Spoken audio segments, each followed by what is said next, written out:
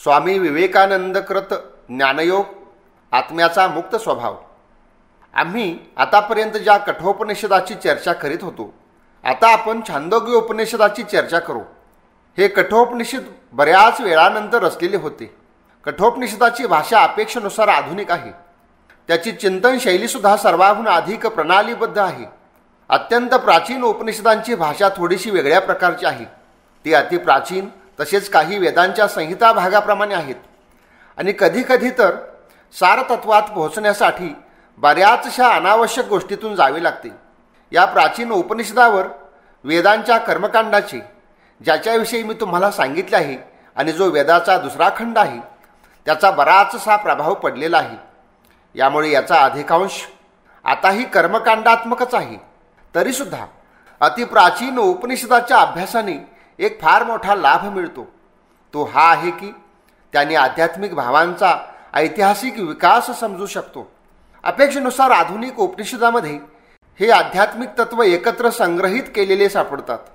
उदाहरणार्थ, भगवद्गीतेमध्ये जिला शेवटचे उपनिषद असे म्हणता येऊ शकते, कर्मकांडाचा लेशमात्रही नाही. गीता उपनिषदातून संग्रहित अनेक पुष्पांनी निर्मित एक सुंदर गुच्छासारखे आहे, परंतु त्यामध्ये या सर्व तत्वांचा क्रमविकास पाहायला मिळत नाही. त्याचे स्रोत जाणू शकत नाहीत. आध्यात्मिक तत्वांच्या या क्रमविकासाला समजून घेण्यासाठी आम्हाला वेदांचा अभ्यास करावा लागेल. वेदांना अत्यंत पवित्र मानल्यामुळे संसारातील अन्य धर्मशास्त्रासारखे त्यांचा अंगभंग होऊ शकला नाही. त्यात उच्चतम आणि निम्नतम दोन्ही विचारांना जसेच्या तसे ठेवले आहे. सार असार, अति उन्नत विचार आणि त्याचबरोबर सामान्य लहान लहान गोष्टी दोन्हीसुद्धा सुरक्षित आहेत, कारण की कुणीही त्यांना स्पर्श करण्याचे धाडस केले नाही. भाष्यकारांनी त्यांना सुसंगत बनवण्याचा आणि प्राचीन विषयातून अद्भुत नवीन भाव काढण्याचा प्रयत्न केला. त्यांनी अत्यंत साध्या गोष्टीतही आध्यात्मिक तत्व पाहण्याचा प्रयत्न केला, परंतु मूळ जशीच्या तसेच राहिली आणि यामुळे ते ऐतिहासिक अध्ययनासाठी अनुपम विषय आहेत. आम्ही सर्वजण जाणतो की प्रत्येक धर्माच्या शास्त्रामध्ये परवर्ती काळाची विकासमान आध्यात्मिकतेस अनुरूप परिवर्तन केले गेले आहेत. इकडे तिकडे एखादा शब्द बदलला किंवा जोडला गेला, पण वैदिक साहित्यात संभवतः असे केले गेले नाही आणि जरी केले तरी त्याचा पत्ता लागत नाही.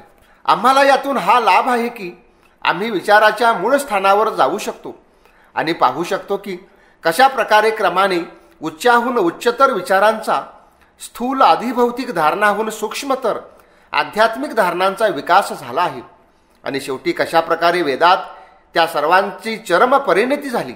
वैदिक साहित्यात अनेक प्राचीन आचार व्यवहाराचाही भास सापडतो, पण उपनिषदामध्ये त्याचे वर्णन अधिक नाही. ते एका अशा भाषेत लिहिलेले आहेत जी अत्यंत संक्षिप्त आहे आणि सहजपणे लक्षात ठेवली जाऊ शकते. त्यांच्या लेखकांनी या ओळींना काही अशा तथ्यांना स्मरण ठेवण्यात मदत व्हावी म्हणून लिहिलेले आहेत, जे त्यांच्या मते ते सर्वांना माहीत होते. यामुळे एक मोठी कठीणता ही होती की आम्ही उपनिषदांच्या कोणत्याही कथेचे वास्तविक तात्पर्य मोठ्या प्रयासाने ग्रहण करू शकतो, कारण की परंपरा जवळजवळ नष्ट झालेली आहे आणि जी काही थोडी बाकी आहे ती फार अतिरंजित रूपात आहे. त्याच्या नवीन नवीन व्याख्या केल्या गेल्या इथपर्यंत की जेव्हा आम्ही त्यांच्या पुराणात वाचतो तर पाहतो की ते गीत काव्य बनले आहे. ज्याप्रमाणे पाश्चात्य देशात पाश्चात्य जातींच्या राजनैतिक विकासासंबंधी आम्ही एक महत्त्वपूर्ण सत्य पाहतो की ते कोणाचेही निरंकुश शासन सहन करू शकत नाहीत. कुणा एका मनुष्याच्या आपल्यावरील सत्तेस विरोध करतात आणि लोकसत्ता प्रणाली तसेच शारीरिक स्वाधीनतेची उत्तरोत्तर उच्च धारणा जास्तच वाढत आहे.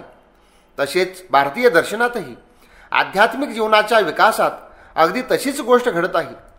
अनेक देवतांचे स्थान एका ईश्वराने घेतले आणि उपनिषदामध्ये तर या एक ईश्वराच्या विरुद्धही विद्रोह झालेला आहे. या विश्वात अनेक शासनकर्ते त्यांच्या भाग्याचे नियंत्रण करीत आहेत. केवळ ही भावना त्यांना सह्य झाली नाही. जर कुणी एक व्यक्ती ही या विश्वाचा शासक असेल, ही धारणाही त्यांना सहन झाली नाही. हीच गोष्ट सर्वात प्रथम आपल्या समोर येते. ही धारणा हळूहळू विकसित झाली आणि शेवटी आपल्या चरम परिणतीवर पोहोचली. बहुधा सर्व उपनिषदांच्या शेवटी आम्ही हीच परिणती पाहतो आणि ते आहे या विश्वाच्या सिंहासनावरून ईश्वराला पदच्युत करणे. ईश्वराची सगुणता विलीन होऊन जाते आणि निर्गुण धारणा उपस्थित होते, तेव्हा ईश्वर एक व्यक्ती किंवा अनंत गुण संपन्न मानवाच्या रूपात विश्वाचा शासक राहत नाही. या भूतमात्रेत जगभरात केवळ व्याप्त तत्व राहते. ईश्वराच्या सगुण धारणेतून निर्गुण धारणेत पोहोचल्यावर तेव्हा मनुष्य सगुण व्यक्ती राहणे तर्काच्या दृष्टीने विसंगत होते. म्हणून सगुण मनुष्यही बाजूला पडला. मनुष्यसुद्धा एका तत्वाच्या रूपात प्रतिष्ठित झाला. सगुण व्यक्ती केवळ एक गोचर बाह्य तत्व आहे. प्रकृत तत्व त्याच्या अंतर्देशात आहे. याप्रमाणे दोन्ही बाजूनी क्रमशः सगुणत्व निघून जाते आणि निर्गुणत्वाचा आविर्भाव होत राहतो. सगुण ईश्वराची क्रमाने निर्गुण धारणा होत जाते आणि सगुण मनुष्याचाही निर्गुण भाव येतो. तेव्हा निर्गुण ईश्वर आणि निर्गुण मनुष्याची या दोन पुढे वाढत जात असलेल्या धारांची क्रमिक मिलनाची क्रमगत अवस्था येतात. या दोन धारा ज्या अवस्थेतून जाऊन शेवटी एकत्र होतात त्याचे वर्णन उपनिषदामध्ये संग्रहित आहे. तसेच प्रत्येक उपनिषदातील शेवटची गोष्ट आहे तत्वमशी. सच्चिदानंद तत्व एकच आहे आणि तेच एक जगाच्या रूपामध्ये अनेक प्रकारांनी प्रकाशित झालेले आहे. आता दार्शनिक आले. उपनिषदांचे कार्य इथेच समाप्त झालेले दिसते. त्यानंतरचे कार्य दार्शनिकांनी हाती घेतले. उपनिषदांनी त्यांना मूळ चौकट दिली आणि त्यांचे कार्य होते त्याला उदाहरणांनी पूर्ण केले. म्हणून बरेचसे प्रश्न उठणे स्वाभाविकच होते. जर हे स्वीकार केले की एक निर्गुण तत्वच परिदृश्यमान नाना रूपाने व्यक्त होत आहे, तर ही जिज्ञासा होते की एकाचे अनेक का झाले. हा त्या जुन्या प्रश्नालाच नवीन तऱ्हेने विचारण्यासारखे आहे, जो आपल्या अमार्जित रूपात मानवाच्या हृदयात उत्पन्न होतो आणि जगातील दुःख आणि अशुभाचे कारण जाणू इच्छितो. त्या प्रश्नाने स्थूल भावाचा त्याग करून सूक्ष्म अमूर्त रूप धारण केले आहे. आता आमची इंद्रिये सीमित दृष्टीने नाही तर दार्शनिक दृष्टीने हा प्रश्न करीत आहेत की आम्ही दुःखी का आहोत, कारण की ते एक तत्व अनेक झाले. त्याचे उच्चतर सर्वोत्तम उत्तर भारतात सापडले. तो आहे मायावाद, जो सांगतो की वास्तवात तो अनेक झालेला नाही. वास्तवात त्याच्या प्रकृत स्वरूपाची तिळमात्र हानी झालेली नाही. हे अनेकत्व केवळ भास आहे. मनुष्य केवळ वरवर व्यक्तीच्या रूपात दिसतो, परंतु वास्तवात तो निर्गुण पुरुष आहे. ईश्वरही स्वतःच सगुण किंवा निर्गुण रूपात प्रतीत होत आहे. वास्तवामध्ये तो निर्गुण पुरुषच आहे. या उत्तरासाठी विभिन्न पायऱ्या ओलांडाव्या लागतात. दार्शनिकात मतभेद झाले. मायावाद भारतातील सर्व दार्शनिकांना मान्य नव्हता. संभवतः त्यातील अधिकांश दार्शनिकांनी या मताचा स्वीकार केला नाही. एका अपरिमार्जित द्वैतवादावर विश्वास ठेवणारे काही द्वैतवादी आहेत, जे या प्रश्नास उठू देत नाहीत. तो आलाच तर त्याला दाबून ठेवतात. ते म्हणतात, तुम्हाला असा प्रश्न विचारण्याचा अधिकार नाही. का असे झाले याची व्याख्या विचारण्याचा तुम्हाला काही अधिकार नाही. ती तर ईश्वराचीच इच्छा आहे आणि आम्हाला शांत चित्ताने ते मानावे लागेल. जीवात्म्याला कुठलीही स्वाधीनता नाही. सर्व काही पहिल्यापासूनच ठरलेले आहे. तुम्ही काय काय करावे, आम्हाला कोणते कोणते अधिकार आहेत, आम्ही कोणती कोणती सुखदुःखे भोगावीत आणि सर्व काही आधीपासूनच ठरलेले आहे. जेव्हा दुःखे येतील त्यांना धैर्याने सामोरे जाणे हेच आमचे कर्तव्य आहे. जर आम्ही असे केले नाही तर आणखी कष्ट भोगावे लागतील. आम्ही हे कसे जाणले? कारण की वेद असे सांगतात.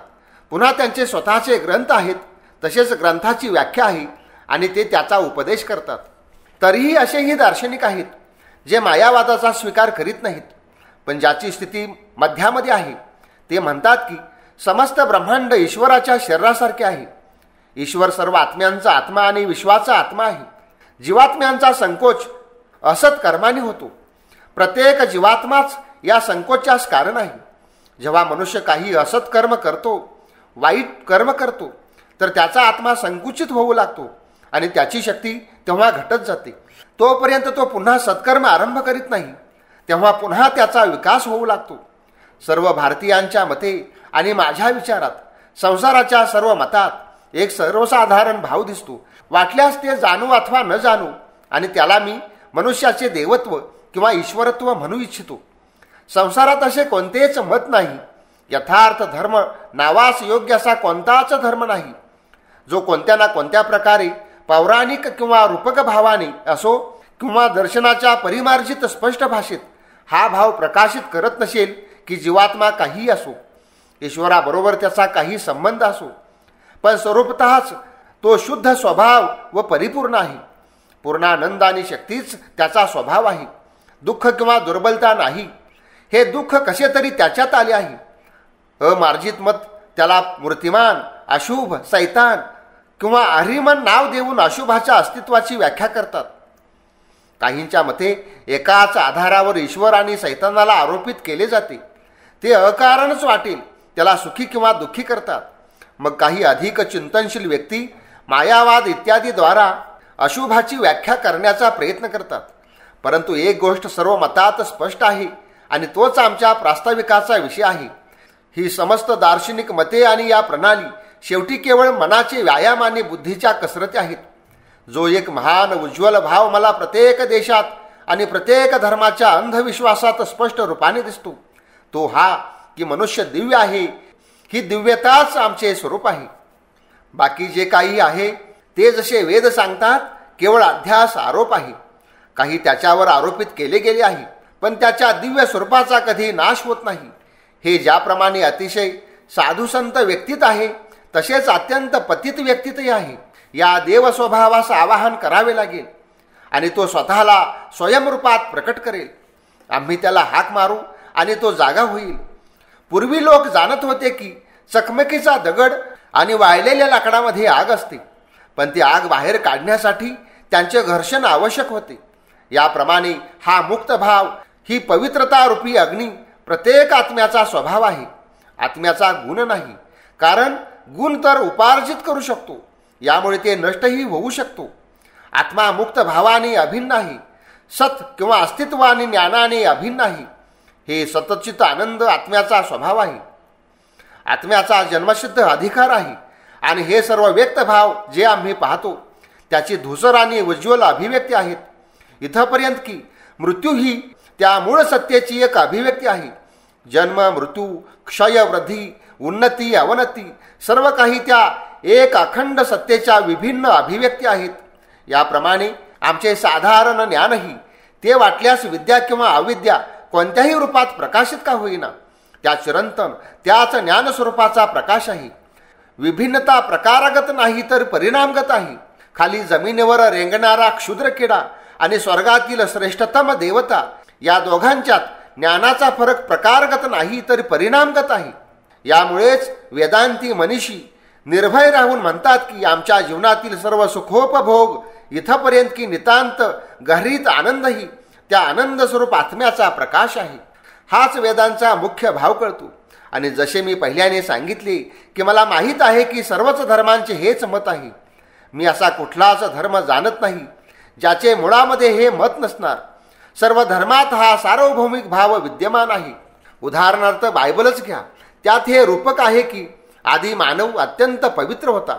शेवटी त्याच्या असत्कार्याने त्याची पवित्रता नष्ट झाली. या रूपकाने हे सिद्ध होते की त्यांचा विश्वास होता की आदिमानवाचा स्वभाव पूर्ण होता. आम्हाला ज्या वेगवेगळ्या दुर्बलता आणि अपवित्रता दिसतात त्या सर्व केवळ पूर्व स्वभावावर आरोपित आवरण किंवा उपाधी आहेत. पुन्हा ईसाई धर्माचा परिवर्तित इतिहासही हेच सांगतो की त्यांचे अनुयायी या पूर्व अवस्थाची पुन्हा प्राप्ती केवळ संभावनाच नाही तर त्याच्या खात्रीवर विश्वास ठेवतात. हेच समस्त बायबलचे प्राचीन तसेच नवीन व्यवस्थाचा इतिहास आहे. मुसलमानाच्या संबंधही असेच आहे. तेही आदम तसेच जन्मजात पवित्रतेवर विश्वास ठेवतात आणि त्यांची ही भावना आहे की हजरत मुहम्मदाच्या आगमनाने त्या लुप्त पवित्रतेचा पुन्हा उद्धाराचा उपाय मिळाला. बौद्धांच्या विषयीही हेच आहे. तेही निर्वाण नावाच्या अवस्था विशेषावर विश्वास ठेवतात. ही अवस्था द्वैत जगताहून अतीताची अवस्था आहे. वेद ज्याला ब्रह्म म्हणतात हे निर्वाणही अगदी तसेच आहे. आणि बौद्ध धर्माच्या सर्व उपदेशाचे मर्म आहे की त्या हरवलेल्या निर्वाण अवस्थेला पुन्हा मिळवावे लागेल. याप्रमाणे आम्ही पाहतो की सर्व धर्मात हे एकच तत्व सापडते की जे तुमचे पहिल्यापासूनच नाही ते तुम्ही कधीच मिळवू शकत नाही. या विश्व ब्रह्मांडात तुम्ही कुणाच्याही प्रती ऋणी नाहीत. तुम्हाला तुमच्या जन्मसिद्ध अधिकाराचा दावा करायचा आहे. हा भाव एका प्रसिद्ध वेदांताचार्याने आपल्या ग्रंथाच्या नावात फार चांगल्या रीतीने प्रकट केला. ग्रंथाचे नाव आहे स्वराज्य सिद्धी, म्हणजेच आमच्या हरवलेल्या राज्याची पुन्हा प्राप्ती. ते राज्य आमचे आहे. आम्ही त्याला घालवले, पुन्हा आम्हाला त्याला मिळवावे लागेल. पण मायावादी म्हणतात राज्य हरवले केवळ भ्रम होता, तुम्ही त्याला कधीच हरवले नाही. बस हाच फरक आहे. जरी या विषयामध्ये सर्व धर्म प्रणालींचे एकमत आहे की आमचे राज्य होते, ते आम्ही घालवले, पण ते त्याला पुन्हा मिळवायचे उपाय सांगतात. कुणी म्हणतात काही विशिष्ट क्रियाकलाप तसेच प्रतिमा इत्यादीची पूजा अर्चना करण्याने आणि स्वतः काही खास नियमानुसार जीवनयापन करण्याने हे साम्राज्य पुन्हा मिळू शकते. दुसरा कुणी सांगतो की जर तुम्ही प्रकृतीच्या अतीत पुरुषाच्या समोर जाऊन नतमस्तक होऊन रडत रडत त्याची क्षमा मागाल तर पुन्हा त्या राज्याला प्राप्त कराल. अन्य कुणी म्हणतो जर तुम्ही त्या पुरुषावर पूर्णपणे हृदयापासून प्रेम करू शकाल तर तुम्ही पुन्हा ते राज्य मिळवू शकाल. उपनिषदात हे सर्व उपाय सापडतात. क्रमशः आम्ही हे पाहू. परंतु अंतिम आणि सर्वश्रेष्ठ उपदेश तर हा की तुम्हाला रडण्याची काही आवश्यकता नाही. तुम्हाला या सर्व क्रियाकलापांची आणि बाह्य अनुष्ठानांची किंचितही गरज नाही. काय काय केल्याने राज्य पुन्हा मिळेल याचा विचार करण्याची मुळीच गरज नाही. कारण की तुमचे राज्य कधी गेलेच नव्हते, जे तुम्ही कधी हरवलेच नाही. त्याला मिळवण्यासाठी एवढे प्रयत्न करण्याची आवश्यकताच कुठे आहे. तुम्ही स्वभावताच मुक्त आहात. तुम्ही स्वभावताच शुद्ध स्वभाव आहात. जर तुम्ही स्वतःला मुक्त समजू शकाल तर तुम्ही याच क्षणी मुक्त व्हाल, आणि जर तुम्ही आपल्याला बद्ध समजाल तर तुम्ही बंधनातच राहाल. ही मोठी निर्भीक उक्ती आहे. आणि जसे मी पूर्वीच सांगितले होते की मला तुम्हाला मोठ्या निर्भयतेने सांगावे लागेल, हे बहुतेक तुम्हाला भीतीदायक वाटेल.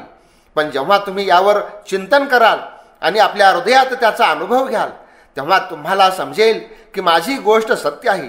कारण जर मुक्तिभाव तुमचा स्वभाव सिद्ध नसेल तेव्हा तर तुम्ही कशाही प्रकारे मुक्त होऊ शकणार नाही. जर तुम्ही मुक्त होता आणि यावेळी काही कारणाने त्या मुक्त स्वभावाला हरवून बंधनात अडकला तर यानेच सिद्ध होते की तुम्ही सुरुवातीपासूनच मुक्त नव्हता. जर मुक्त होता तर तुम्हाला बद्ध कुणी केले. जो स्वतंत्र आहे तो कधीही परतंत्र होऊ शकत नाही, आणि जर परतंत्र होता तर त्याची स्वतंत्रता हा एक भ्रम होता. आता या दोन पक्षाहून तुम्ही कोणता निवडणार. दोन्ही पक्षांची युक्ती परंपरेला स्पष्ट केल्यावर खालील गोष्टी दिसून येतात. जर म्हणाल की आत्मा स्वभावताच शुद्ध स्वरूप आहे आणि मुक्त आहे तर नक्कीच हे मानावे लागेल की जगात अशी कुठलीच वस्तू नाही जी त्याला बद्ध किंवा सीमित करू शकेल. परंतु जगात जर अशी कोणतीच वस्तू नसेल जिने त्याला बद्ध करणे शक्य असेल तर मग खात्रीने आत्मा मुक्त नव्हता, आणि जे तुम्ही मुक्त करीत आहात तो तुमचा केवळ भ्रम आहे. म्हणजेच जर आमची मुक्ती संभवनीय असेल तर हे स्वीकार करणे अपरिहार्य आहे की आत्मा स्वभावानेच मुक्त आहे. याच्या विपरीत असू शकत नाही. मुक्तीचा अर्थ आहे कोणत्याही बाह्य वस्तूच्या अधीन न होणे, म्हणजेच त्यावर दुसऱ्या कोणत्याही वस्तूचे कार्य न होणे. आत्मा हा कार्यकारण संबंध यापासून अतीत आहे, आणि यामुळेच आत्म्याच्या संबंधी आमच्या या उच्च उच्च धारणा उत्पन्न झाल्या. जर हे स्वीकार न केले की आत्मा स्वभावताच मुक्त आहे, म्हणजेच बाह्य कुठलीही वस्तू त्याच्यावर कार्य करू शकत नाही, तर आत्म्याच्या अमरत्वाची कोणतीच धारणा प्रस्थापित केली जाऊ शकत नाही. कारण की मृत्यू आमच्या बाहेरच्या एखाद्या वस्तूने केलेले कार्य आहे. यानेच कळते की आमच्या शरीरावर बाहेरील दुसरा एखादा पदार्थ कार्य करू शकतो.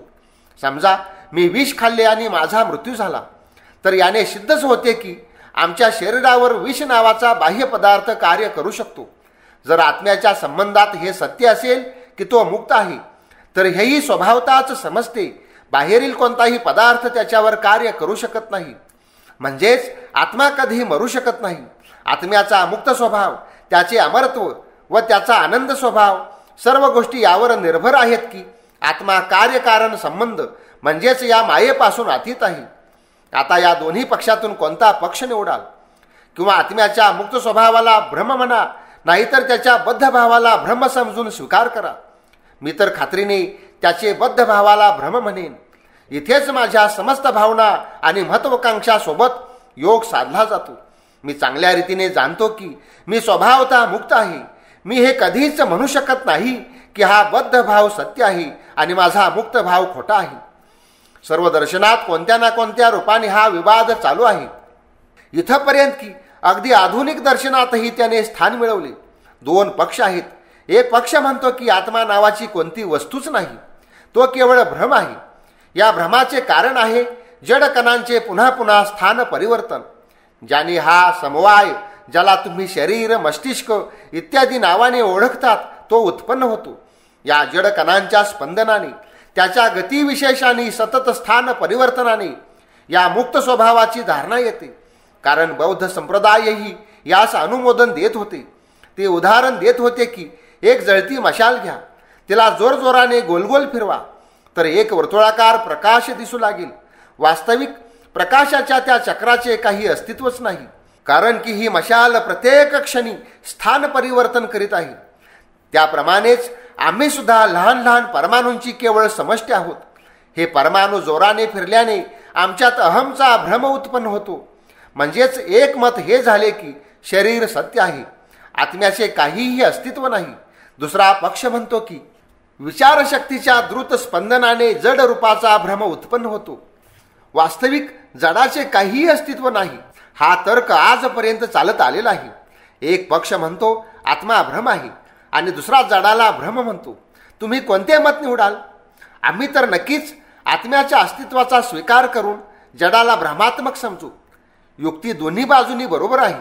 केवळ आत्म्याचे निरपेक्ष अस्तित्व प्रमाणित करणारी युक्ती अपेक्षेनुसार प्रबल आहे, कारण की जड काय आहे हे कुणी पाहिले नाही.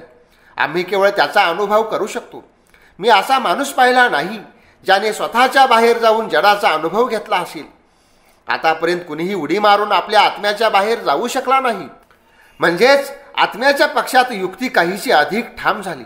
दुसरे, आत्मवाद जगाची सुंदर व्याख्या करू शकतो, पण जडवाद नाही. म्हणजेच जडवादाने या जगाची व्याख्या अयुक्तिक आहे. प्रथम आत्म्याचे स्वाभाविक मुक्त आणि बद्ध भाव या संबंधामध्ये जे विचार उत्पन्न झाले होते, जडवाद आणि आत्मवादाचा तर्क त्याचे स्थूल रूप आहे. दर्शनाचे सूक्ष्म रूपाने विश्लेषण केल्यास तुम्हाला दिसेल की त्यांनाही या दोन मताने कशात ना कशात परिणत केले जाऊ शकते. म्हणजेच इथेही एक दार्शनिक तसेच जटिल रूपात आम्हाला स्वाभाविक पवित्रता आणि मुक्तीचा तोच प्रश्न मिळतो. एक पक्ष म्हणतो की मनुष्याचा तथाकथित पवित्र आणि मुक्त स्वभाव भ्रम आहे. दुसरा बद्ध भावाला भ्रमात्मक मानतो. इथेही आम्ही दुसऱ्या पक्षाशी सहमत आहोत. आमचा बद्ध भावच भ्रमात्मक आहे. वेदाचे उत्तर हे आहे की आम्ही बद्ध नाही, उलट नित्य मुक्त आहोत. एवढेच नाही तर आमच्या बंधनाचा विचार करणे ही अनिष्ट आहे. तो तर भ्रम आहे, आत्मसंमोहन आहे. जसे तुम्ही म्हणाल मी बद्ध आहे, दुर्बल आहे, असाही आहे, तेव्हाच तुमच्या दुर्भाग्याची सुरुवात होते. तुम्ही स्वतःच तुमच्या पायात बेड्या अडकून घेतल्या. यामुळे असे कधीच म्हणू नका आणि असा विचार देखील करू नका. मी एका व्यक्तीची गोष्ट ऐकली. ते वनात राहत होते आणि त्याच्या ओठावर दिवस रात्र शिवहोम शिवहोम अशी वाणी असायची. एक दिवस एका वाघाने त्यांच्यावर आक्रमण केले आणि त्यांना पकडून घेऊन गेला. नदीच्या तटावर काही लोक हे दृश्य पाहत होते आणि त्यांना त्यांच्या तोंडून शिवहोम शिवहोमचा ध्वनी ऐकू येत होता. जोपर्यंत त्यांच्यात बोलण्याची शक्ती होती, वाघाच्या तोंडात असूनही त्यांचा जप चालू होता. अशाच प्रकारच्या अनेक व्यक्तींच्याही गोष्टी ऐकल्या आहेत. काही व्यक्ती अशा होऊन गेल्या की ज्याचे शत्रूने तुकडे तुकडे केले तरीही त्यांना आशीर्वाद देत ते मरण पावले. सोहम सोहम, मीच तो आहे, मीच तो आहे आणि तूही तोच आहे. मी पूर्ण स्वरूप आहे आणि माझे शत्रूही पूर्ण स्वरूपच आहेत. तुम्हीही तेच आहात आणि मीही तोच आहे. हीच वीराची अवस्था आहे. तरीही द्वैतवादींच्या धर्मात अनेक चांगले चांगले भाव आहेत. प्रकृतीगुण वेगळा आमचा एक उपास्य आणि प्रेमास्पद ईश्वर आहे. असा सगुण ईश्वरवाद अपूर्व आहे. यामुळे प्राणात शीतलता येते. पण वेद म्हणतात प्राणाची ही शीतलता अफूचे सेवन करणाऱ्यासारखी अस्वाभाविक आहे. याने दुर्बलता येते आणि आज विश्वात बलसंचाराची जेवढी गरज आहे तेवढी पूर्वी कधीच नव्हती. वेद म्हणतात दुर्बलताच विश्वातील समस्त दुःखाचे कारण आहे. यामुळेच सर्व दुःख उत्पन्न होतात. आम्ही दुर्बल आहोत, यामुळे दुःख भोगतो. आमच्या दुर्बलतेच्या कारणामुळेच चोरी, दरोडे, खोटेपणा, फसवणूक तसेच या प्रकारची अनेक दुष्कर्मे करतो. दुर्बल असल्यामुळे आम्ही मृत्यूच्या मुखात जातो. जिथे आम्हाला दुर्बल बनवणारा कोणीही नाही तिथे मृत्यूही नाही ना दुःख. आम्ही माणसे केवळ भ्रांतीने दुःख भोगत असतो. या भ्रमाला दूर करा, सर्व दुःखे निघून जातील. ही तर फार सोपी गोष्ट आहे. या सर्व दार्शनिक विचाराने कठोर कसरती करून आता आम्ही विश्वातील सर्वांहून सहज आणि सरळ आध्यात्मिक सिद्धांतावर येतो. अद्वैत वेदांतच आध्यात्मिक सत्याचा सर्वाहून सहज आणि सरळ रूप आहे. भारत आणि अन्य सर्व स्थानी द्वैतवादाचे शिक्षण देणे ही फार मोठी चूक होती. कारण की त्यामुळे लोक चरमतत्वाकडे लक्ष न देता केवळ प्रणालीनेच गोंधळून गेले आणि ती प्रणाली खरोखरच फार जटिल होती. अधिकांश लोकांसाठी प्रकांड दार्शनिक तसेच नैयायिक प्रक्रिया भयानक होत्या. त्यांच्या मते या सर्वांना सार्वजनिक करता येणे शक्य नाही आणि त्याचे पालन करणे प्रतिदिन जीवनात शक्य नव्हते. त्यांना ही भीती होती की या प्रकारच्या दर्शनामागे जीवनात फार मोठी शिथिलता येईल. पण मी तर हे मुळीच मानत नाही की संसारात अद्वैत तत्वाच्या प्रचाराने दुर्नीती किंवा दुर्बलता वाढेल. उलट माझा या गोष्टीवर विश्वास आहे की दुर्नीती आणि दुर्बलता निवारण करण्याचे तेच एकमात्र औषध आहे. जर हे सत्य आहे तर लोकांना घाण पाणी का पिण्यास द्यावे जेव्हा त्यांच्याजवळ अमृतधारा वाहत असतात, जेव्हा त्यांच्याजवळ अमृतधारा वाहत आहेत. जर हेच सत्य आहे की सर्व शुद्ध स्वरूप आहे तर या क्षणी सर्व विश्वाला त्याचे शिक्षण का देऊ नये. साधू असाधू, स्त्री पुरुष, बालक बालिका, लहान मोठे, सिंहासनाधीष्ट राजा आणि रस्ता साफ करणारे लोक या सर्वांना नगारे वाजून हे शिक्षण का दिले जाऊ नये. आता हे एक फार कठीण कार्य आहे असे वाटते. बऱ्याच जणांसाठी तर हे फार विस्मयकारक आहे. पण अंधविश्वासाशिवाय याचे आणखी दुसरे कुठलेही कारण नाही. सर्व प्रकारचे कुखाद्य आणि दुष्पाच्य अन्न खाऊन किंवा निरंतर उपवास करून आम्ही स्वतःला सुखासाठी अनुपयुक्त बनवून ठेवले. आम्ही लहानपणापासूनच दुर्बलतेच्या गोष्टी ऐकल्या आहेत. लोक म्हणतात की ते भूतभीत काही मानत नाहीत, पण असे फार कमी लोक सापडतील की ज्याचे शरीर अंधारात थोडेही थरथरले नाही. हा केवळ अंधविश्वास आहे. याचप्रमाणे सर्व धार्मिक अंधविश्वासासंबंधी आहे. या देशात अशा अनेक व्यक्ती आहेत ज्यांना जर मी म्हणालो की सैतान नावाचे काही नाही तर ते समजतील धर्माचा सत्यानाश झाला. मला कितीतरी लोकांनी सांगितले की सैतान नसेल तर धर्म कसा कायम राहू शकेल. आमच्यावर अंकुश ठेवणारा कुणी नसेल तर धर्म कसा. विना कुणी शासकाशिवाय आम्ही कसे राहू शकतो. खरी गोष्ट तर ही की आम्ही याच्या अभ्यस्त झालेला आहोत. आम्हाला जोपर्यंत हा अनुभव येत नाही की कुणीतरी आमच्यावर रोज हुकूमत चालवत आहे, आम्हाला चैनच पडत नाही. तोच अंधविश्वास आहे, तेच कुसंस्कार आहेत. पण यावेळी ते कितीही भीषण वाटत असले तरी एक वेळ नक्की अशी येईल की जेव्हा आमच्यातील प्रत्येकजण मागे वळून त्यावर नजर टाकेल आणि त्या अंधविश्वासाला हसेल. जे शुद्ध आणि नित्य आत्म्याने झाकलेले होते तसेच मुदित मनाने सत्यात आणि दृढतेने पुन्हा पुन्हा म्हणेल, मी तोच आहे, चिरकाल तोच होतो आणि सदैव तोच राहील. हा अद्वैत भाव आम्हाला वेदातून मिळेल आणि हाच एकमात्र भाव आहे जो टिकण्यास लायक आहे. शास्त्र ग्रंथ वाटल्यास उद्याच नष्ट होऊन जाऊ शकतात. हे तत्व वाटल्यास प्रथमतः हेब्रूंच्या डोक्यातून उदित झालेले असो, वाटल्यास उत्तर ध्रुव्यांच्या मस्तकामधून. पण यामुळे काही बनत किंवा बिघडत नाही, कारण हेच सत्य आहे आणि जे सत्य आहे ते सनातन आहे. तसेच सत्यच हे ज्ञान देते की ते कुणा एका व्यक्तीच्या मालकीची खास संपत्ती नाही. मनुष्य, पशु, देवता सर्व या सत्याचे अधिकारी आहेत. त्यांना हे शिकवा. जीवनाला दुःखमय बनवण्याची काय गरज. लोकांना अनेक प्रकारच्या अंधविश्वासात का पडू द्यायचे. केवळ इथेच नाही तर या तत्वाच्या जन्मभूमीतही जर तुम्ही या तत्वाचा उपदेश केला तर तेथील लोकही भयभीत होतील. म्हणतील या गोष्टी संन्याशासाठी आहेत जे संसाराचा त्याग करून जंगलात राहतात. पण आम्ही लोक तर सामान्य गृहस्थ आहोत. धर्मकार्यासाठी आम्हाला कोणत्या ना कोणत्या प्रकारचे भय किंवा क्रियाकांडाची आवश्यकता असते इत्यादी इत्यादी म्हणत राहतील. द्वैतवादाने बरेच दिवस जगावर शासन केले आणि हे त्याचेच फळ आहे. तर आज आम्ही नव्या प्रयोगाला का सुरुवात करू नये. संभव आहे सर्व मनुष्यांना या अद्वैत तत्वाची धारणा करण्यासाठी लाखो वर्षे लागतील. पण आजपासूनच का सुरुवात करू नये. जर आम्ही आमच्या जीवनात 20 माणसांना ही गोष्ट सांगू शकलो तरी समजा आम्ही फार मोठे काम केले आहे. याच्या विरुद्ध जी गोष्ट उठवली जाते ती ही की मी शुद्ध आहे, आनंद स्वरूप आहे. याप्रमाणे तोंडी बोलणे ठीक आहे, पण जीवनात तर मी त्याला सर्वदा दाखवू शकत नाही. आम्ही या गोष्टींचा स्वीकार करतो. आदर्श नेहमीच अत्यंत कठीण असते. प्रत्येक बालक आकाशाला आपल्या डोक्यावर खूप उंचीवर पाहतो, पण यामुळे आम्ही काय आकाशाकडे पाहण्याचा प्रयत्नही करू नये? अंधविश्वासाकडे जाण्याने काय सर्वांचे चांगले होईल? जर आम्ही अमृतपद मिळवू शकलो नाहीत तर काय विष घेतल्यानेच कल्याण होईल? आम्ही जर सत्याचा अनुभव करू शकत नाहीत तर काय अंधकार, दुर्बलता आणि अंधविश्वासाकडे जाण्यानेच आमचे कल्याण होईल का? द्वैतवादाची बऱ्याच प्रकारासंबंधाने मला कसलीही आपत्ती नाही, परंतु जे काही उपदेश दुर्बलतेची शिकवण देतात त्यावर माझा आक्षेप आहे. स्त्री, पुरुष, बालक, बालिका ज्यावेळी दैहिक, मानसिक आणि आध्यात्मिक शिक्षण घेतात त्यावेळी मी त्यांना हाच प्रश्न विचारतो, काय तुम्हाला यामुळे शक्ती मिळेल? कारण की मला माहीत आहे एकमात्र सत्यच शक्ती देते. मी जाणतो एकमात्र सत्यच प्राणप्रद आहे. सत्याकडे गेल्याशिवाय आम्ही तरी दुसऱ्या कुठल्याही उपायाने वीर्यवान होऊ शकत नाही आणि वीर्यवान झाल्याशिवाय आम्ही सत्याच्या जवळ जाऊ शकत नाही.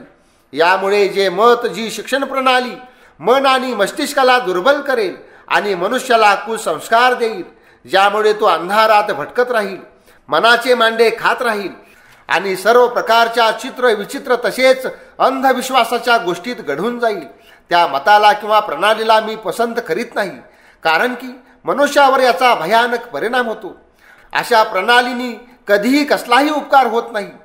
ते तर मनात विकृती उत्पन्न करतात, त्याला दुर्बल बनवतात, इतके दुर्बल की कालांतराने मनाला सत्य ग्रहण करते आणि त्याच्या अनुसार जीवनयापन करण्यास कायमचे असमर्थ होऊन जातात. म्हणजेच शक्तीच एक आवश्यक गोष्ट आहे.